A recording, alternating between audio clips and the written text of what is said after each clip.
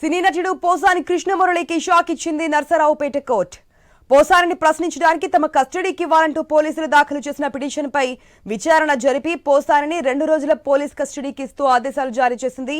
ఈ రోజు రేపు 2 రోజుల పాటు పోసాని కృష్ణమురళిని నర్సరావుపేట పోలీసుల కస్టడీలోకి తీసుకుని విచారణ చేయనున్నారు. పోసాని కృష్ణమురళి కోరితే న్యాయవాది సమక్షంలో విచారణ చేయాలంటూ పోలీసులకు న్యాయస్థానం సూచించింది. ఇక మరోవైపు పోసాని దాఖలు చేసిన బెయిల్ పిటిషన్పై తీర్పును ఈ నెల 10వ తేదీకి కోర్టు వాయిదా వేసింది. నర్సరావుపేట పోలీసుల కస్టడీ పిటిషన్ కోర్టు రద్దు చేయడంతో పోసానిని కర్నూలు జిల్లా జైలు నుంచి భవానీపురం తరలించారు. కోర్టు రిమాండ్ విధించకుంటే కర్నూలు జైలుకు మరోసారి తీసుకురానున్నారు.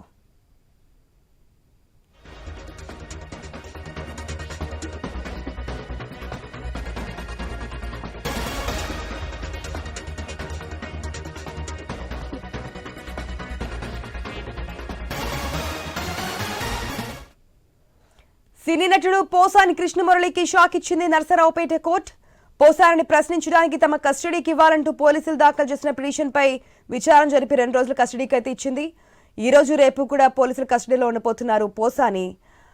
అయితే ఒకవేళ పోసాని కృష్ణమురళి కోరితే గనక లాయర్ సమక్షంలోనే విచారణ చేయాలంటూ కూడా పోలీసులను కూడా ఆదేశించింది న్యాయస్థానం. ఇక మరోవైపు పోసాని దాఖలు చేసిన బెయిల్ పిటిషన్పై తీర్పుని నెల 10వ తేదీకి కోర్టు వాయిదా వేసింది. Narasaraopet police custody petition court రద్దు చేయడంతో పోసాని కర్నూలు జిల్లా నుంచి భవానీపురంకి అయితే తరలించారు. కోర్టు రిమాండ్ విధించకుంటే కర్నూలు జైలుకు మరోసారి తీసుకురాబోతున్నారు. దీనికి సంబంధించి మరిన్ని అప్డేట్స్ మా ప్రతినిధి నాగేశ్వరరావు దగ్గర తెలుసుకుందాం.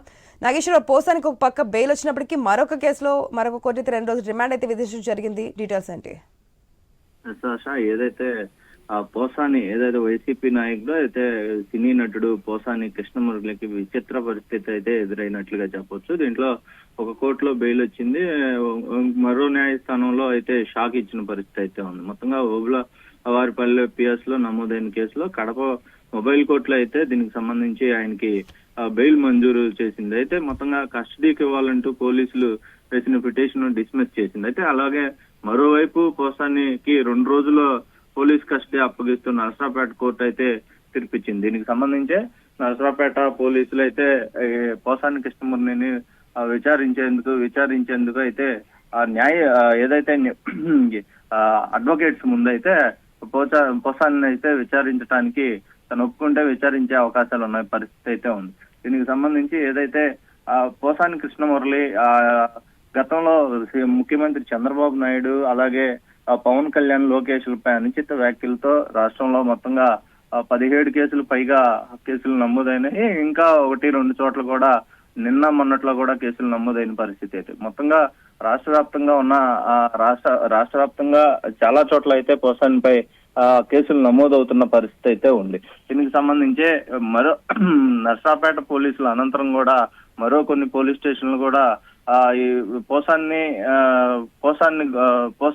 తమకు హ్యాండ్ ఓవర్ చేయాలంటూ కూడా పోలీసులు యొక్క ఓబులవరం పిఎస్ లో కూడా ఇచ్చిన పరిస్థితి అయితే ఉంది. అలాగే పోసాని కృష్ణమురళికి సంబంధించి ఏదైతే మురళీకృష్ణకు బెయిల్ మంజూరు చేసిన కడప మొబైల్ మళ్ళీ కడపకి సంబంధించి అయితే ఆయన వెళ్లే అవకాశాలు కూడా ఉన్న పరిస్థితి అయితే ఉంది.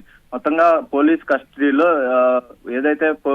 కస్టడీలో లాయర్ సమక్షంలో విచారించనున్న నేపథ్యంలో ఆయన దగ్గర ఏమేమి సమాచారం సేకరించే అవకాశాలు ఉన్నాయి, వాళ్ళ దగ్గర ఎందుకు పోసాని కృష్ణమురళి ఈ విధంగా అనుచిత వ్యాఖ్యలు చేశాడు, దానికి సంబంధించి ఎవరైనా అతనితో ఈ విధంగా ఈ యొక్క ఏదైతే ప్రజెంట్ ముఖ్యమంత్రి చంద్రబాబు నాయుడిని, లోకేష్ ని ఈ విధంగా తిట్టించే విధంగా అంటే ఆ వ్యాఖ్యలు చేయించే విధంగా అయితే ఎవరన్నా ప్రేరేపించారా అనేది కూడా విచారణలో తేలనున్న పరిస్థితి అయితే ఉంది. ఆశ.